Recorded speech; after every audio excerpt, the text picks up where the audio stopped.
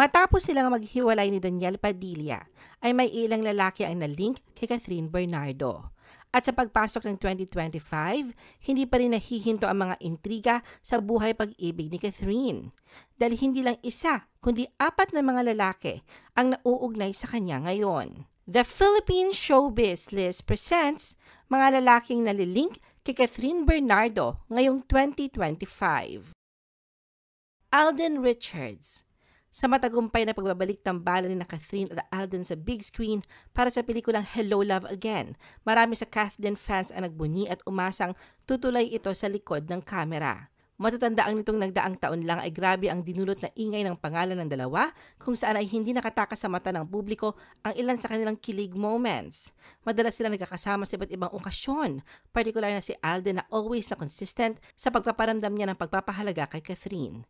Sa katunayan, maging ang pamilya ni Catherine ay sinasabing boto daw kay Alden, lalo na ang ina nitong si Mami Min. Ngunit sa tuwing natatanong, walang direktang pag-amin o pagtatanggi si Alden. Ngunit katulad ng pamamaalam ng mga karakter nila bilang sina Joy at Ethan, tila na maalam na din sina Catherine at Alden sa isa't isa. Sa showbiz update vlog ni OG Diaz kamakailan, binunyag niya na wala lang ligawan na nagaganap sa pagitan ng dalawa at magkaibigan na lamang. Gustong-gusto raw talaga ni Alden si Catherine pero hindi na malinaw kung bakit hindi niya ipagpatuloy ang panunuyo.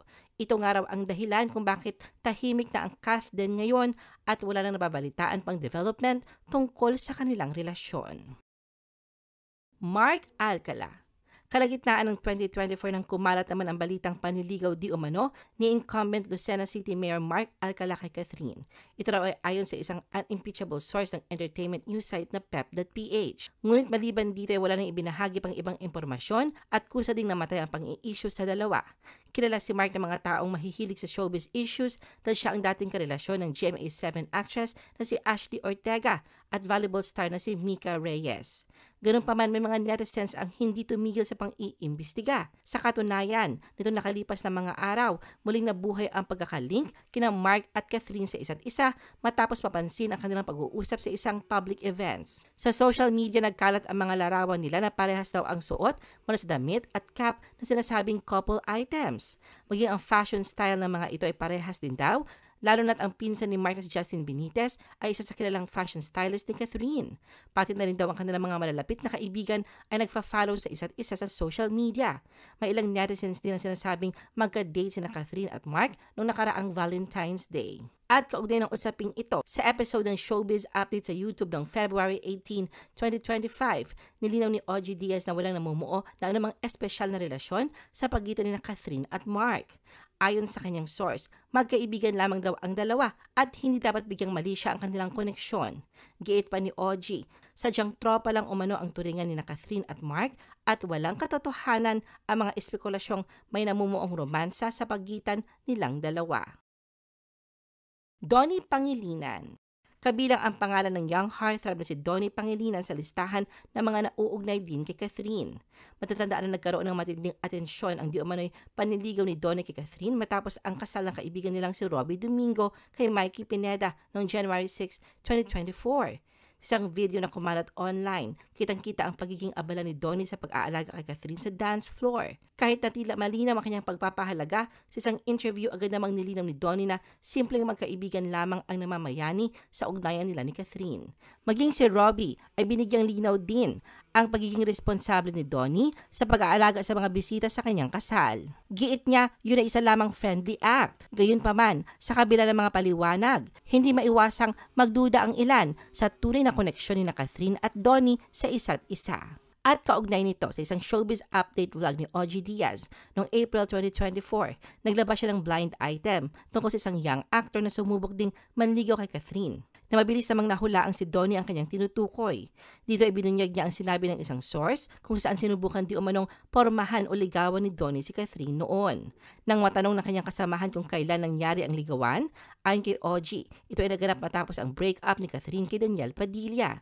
Dito ay binalikan din nila ang viral na tagpo sa kasal kung saan naroon ang tila pagbabantay ni Donnie kay Catherine habang nagsasaya. Pinag-usapan nilang pag-alok umano ni Donnie ng soft drinks kay Catherine kasi baka daw nakainom ito bilang pampababa ng tama or something. Pero ayon kay OG, wala na raw siyang detalye kung bakit naunsyami ang panliligaw ni Donnie kay Catherine.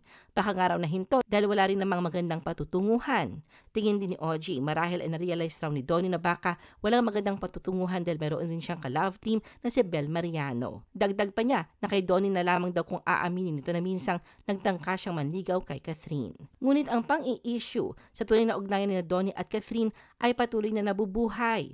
Sa katunayan, usap-usapan ngayon kung totoo bang si Donnie na ang susunod na ipapartner kay Catherine dahil sa pagkakasama nila sa iisang proyekto. Sina Donnie at Catherine ay kabilang sa mga uupong judge sa pagbabalik ng Pilipinas Got Talent. Pero ang hindi mamatay-matay na paglilingkin ng Catherine at Donnie ay hindi nagustuhan ng ilang Don Bell fans at may ilang nagsasabi na baka manumbalik ang panliligaw ni Donnie kay Catherine. Daniel Padilla.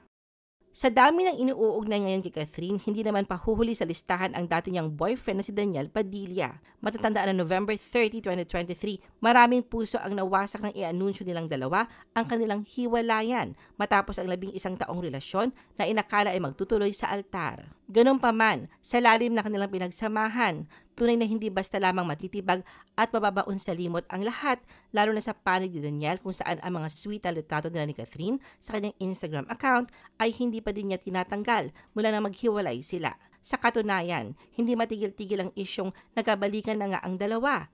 Noong December 2024, lumutang ang chikang sinusuyo ni Daniel si Catherine matapos na kumalat ang balitang pinuntahan daw niya ito sa dressing room sa ginanap na ABS-CBN Christmas Special. Bigla raw may dalang flowers si Daniel.